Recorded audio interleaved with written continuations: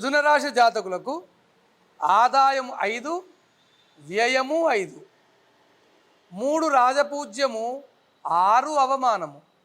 ఈ మిథున రాశి జాతకులకు కొద్దిగా ఏకాగ్రత పాలు తక్కువగా ఉంటుంది, చురుకుదనం ఎక్కువగా ఉంటుంది, ఆలోచన ఎక్కువగానే ఉంటుంది, బుద్ధి చాంచల్యము, చక్కనేటువంటి వాక్చాతుర్యతో హాస్య సంభాషణను కొనసాగించటము, అనేక విషయాలలో ప్రజ్ఞను కలిగి ఉండటము, మాతా పితరుల ఎదుట గొప్పనైనటువంటి భక్తిభావాన్ని కలిగి ఉండటము, కుటుంబముపై మమకారము శాతము ఎక్కువగా ఉండటము, పరోపకారము చేయుటలో ఎక్కువగా శ్రద్ధ వహించటము, హాస్యప్రియత్వము, భక్తి శాతము ఎక్కువగా కలిగి ఉంటారు, అదృష్టము చంచలముగా ఉంటుంది. ఈ జాతకులకు 4వ స్థానములో కేతువు, 10వ స్థానములో రాహువు. 4వ స్థానములో కేతువు, 10వ స్థానములో రాహువు, 12వ స్థానములో గురువు, 9వ స్థానములో శని.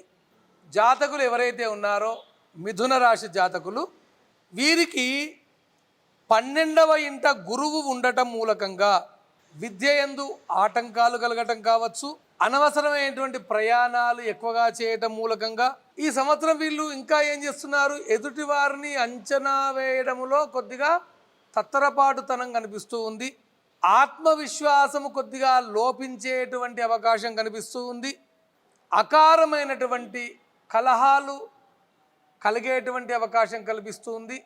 మీరు తీసుకునేటువంటి తొందరపాటు నిర్ణయాల మూలకంగా కొద్దిగా నష్టములు సంభవించడానికి ఆస్కారం కల్పిస్తూ ఉంది.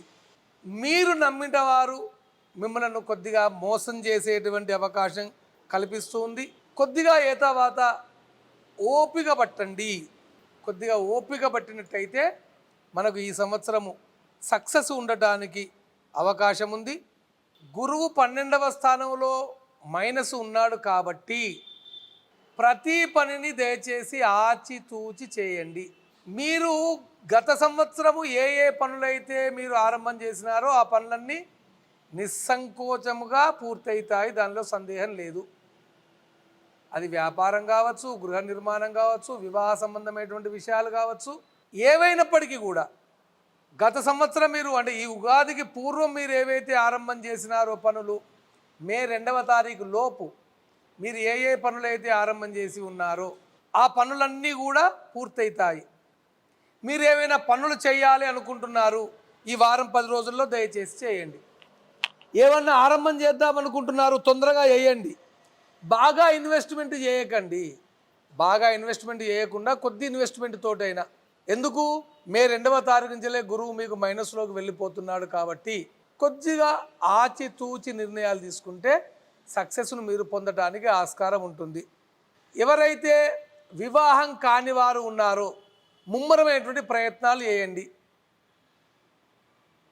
తద్వారా మీరు తొందరలో వివాహ సంబంధమైనటువంటి శుభమైనటువంటి వాక్కులు వినడానికి, శుభవార్తలు వినడానికి ఆస్కారం ఉన్నది.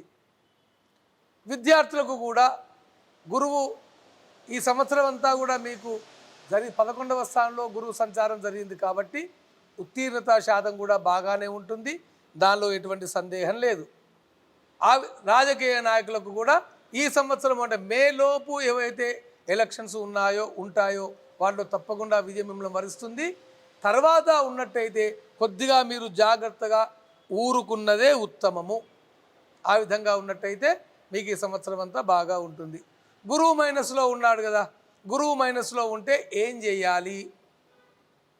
ఇంత క్రితమే మనము మొట్టమొదలే చెప్పుకున్నటువంటి విధంగా గురువుకు సంబంధించినటువంటి దత్తాత్రేయ వజ్రకవచాన్ని పారాయణం చేయటము, దక్షిణామూర్తి స్తోత్రాన్ని పారాయణము చేయటము, లేదు శనగలను గ్రైండింగ్గా వేసుకొని ఆ పొడిగా వేసుకొని ఆ పొడిలో కొద్దిగా పాలు పోసి జ్యోతిగా తయారు చేసుకొని రావి చెట్టు దగ్గరనైనా పర్వాలేదు, నవగ్రహాలలో గురుగ్రహం దగ్గరైనా పర్వాలేదు, దత్తాత్రేయ స్వామి ముందైనా పర్వాలేదు, మీరు దీపాన్ని వెలిగించి ఒక 27 రోజులు క్రమం తప్పకుండా మీరు పెట్టి సంబంధమైనటువంటి పారాయణాలు, ఇప్పుడు సూచించినటువంటి పారాయణాలు మీరు చేసినట్టయితే తప్పకుండా గురువు నుంచి మీరు ఉపశమనం పొందుతారు.